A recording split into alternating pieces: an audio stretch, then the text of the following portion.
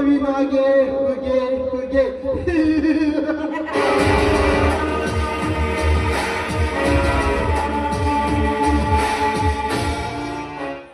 ಇದೇನಪ್ಪ ಖಳನಾಯಕನ ಬಳಿ ಸಂಸ್ಕೃತ ಶ್ಲೋಕ ಬರ್ತಾ ಇದೆ, ಸಂಶಯ ಬರ್ತಾ ಇದ್ದೀರ.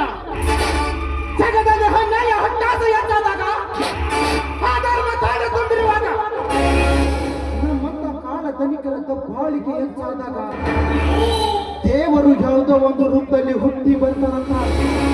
ಆದರೆ ಇದು ಕಲಿಯುಗ, ತಲೆ ಹಿರುವರ ಕಲಿಯುಗ, ತಲೆ ತೆಗೆಯೋರ ಕಲಿಯುಗ, ತಲೆ ಒಡೆಯೋರ ಕಲಿಯುಗ ಬಂದಾಗ ದೇವರು ಹುಟ್ಟೋದಂದ್ರೇನು, ನಮ್ಮ ತಕ್ಕಳ ನಾಯಕನ ಮಟ್ಟ ಹಾಕೋದಂದ್ರೇನು?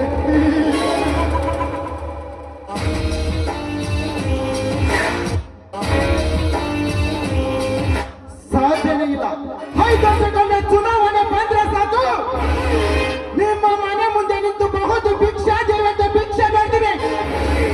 ತಿನ್ನಕ ಕೂಲಿಲ್ಲಂತ ಹಣ ನೀವು ನೀಡೋ ಒಂದೇ ಒಂದು ಹೋಟಿನ ಆಸೆಗಾಗಿ ಬಣ್ಣ ಬಣ್ಣದ ಮಾತಾಡ್ತೀವಿ, ಇಲ್ಲ ಸ್ಥಳದ ಕಡ್ಡೆಗಳು ಕೊಡ್ತೀವಿ, ತಿನ್ನ ಕಂಡ ಕೊಡ್ತೀವಿ, ಕುಡಿಯ ಕಂಡನೂ ಕೊಡ್ತೀವಿ. ಪ್ರಸಂಗ ಬಿದ್ರ ಮಗ್ಲಾಗಿ ಹೆಣ್ಣು ಕೊಡ್ತೀವಿ, ಹೇಗಾರ ಮಾಡಿ ಹೋಟ್ಗೆ ಕೊಡ್ತೀವಿ. ಆಮೇಲೆ ಒಂದಲ್ಲ ಎರಡಿಲ್ಲ 5 ವರ್ಷ ಗುಂಬ್ತೀವಿ. ಇದು ನಮ್ಮನ್ನ ರಾಜಕೀಯ ಕಿರಾತಕರ ಲೆಕ್ಕಾಚಾರ. ನಿಮಗ ಅರ್ಥ ಆಗಲ್ಲ, ಅರ್ಥ ಆಗಕ್ಕೆ ಮತ್ತೆ ಬೇಡಾದಿಲ್ಲ.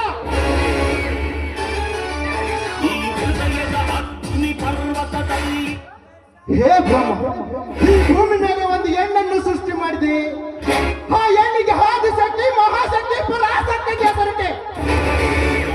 ಹೆಣ್ಣಿನಿಂದಲೇ ಜನನ, ಹೆಣ್ಣಿನಿಂದಲೇ ಮರಣ. ನನ್ನ ಮಕ್ಕಳಿಗೆಲ್ಲ ನಮ್ಮ ನಾಟಕ ಒಂದು ದಾರಿ ಆಗಬೇಕು. ಪ್ರೀತಿ ಪ್ರೇಮ ಅಂತ ತಲೆ ಕೆಡಿಸುವ ಹುಚ್ಚು ಹುಡುಗರಿಗೆ ನನ್ನ ಪಾತ್ರ ಒಂದು ದಾರಿ ಆಗಲೇಬೇಕು. ಅದೇ ಈ ಚಕ್ರವರ್ತಿಯ ಬಲವಾದ ಛಲ.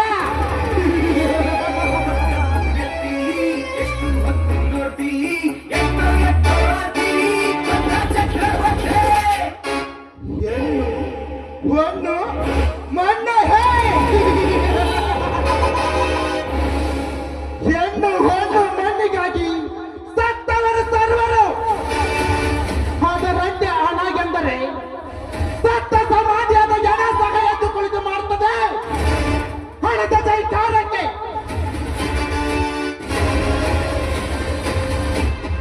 ಈ ಜಗತ್ತನ್ನೇ ಮಣಿಸಬಹುದು, ಈ ಚಕ್ರವರ್ತಿ ಮಣಿಸಲು ಯಾರಿಂದಲೂ ಸಾಧ್ಯವಿಲ್ಲ.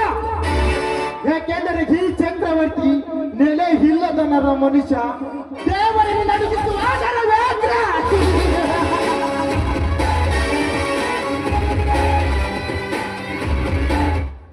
ಆದರೂ ನಾನು ಸಾಧಿಸಬೇಕಾದ ಸೇಡು ನನ್ನದೊಂದಿದೆ.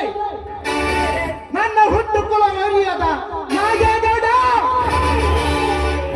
ನನಗೆ ಸೇರಬೇಕಾದ 18 ಎಕರೆ ಹೊಲ 15 ಲಕ್ಷ ರೂಪಾಯಿ ಹತ್ಯೆ ಹಾಕಿ ದಕ್ಕಿಸಿಕೊಂಡಿದ್ದಾನೆ. ಒಳ್ಳೆಯ ಮಾತಿನಿಂದ ಹಣ ಆಸ್ತಿ ಕೊಟ್ಟರೆ ಸರಿ, ಇರದಿದ್ದರೆ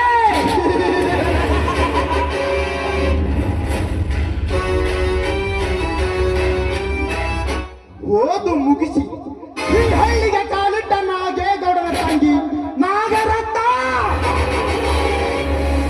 ಈ ಚಕ್ರವರ್ತಿ ಶಿರ ಪಂಜರದಲ್ಲಿ ಸಿಲುಕಿ ಶೀಲ ಕಳೆದುಕೊಂಡ ಶ್ರೀಮಂತ ಸೋಳೆ ನಾಗರತ್ನ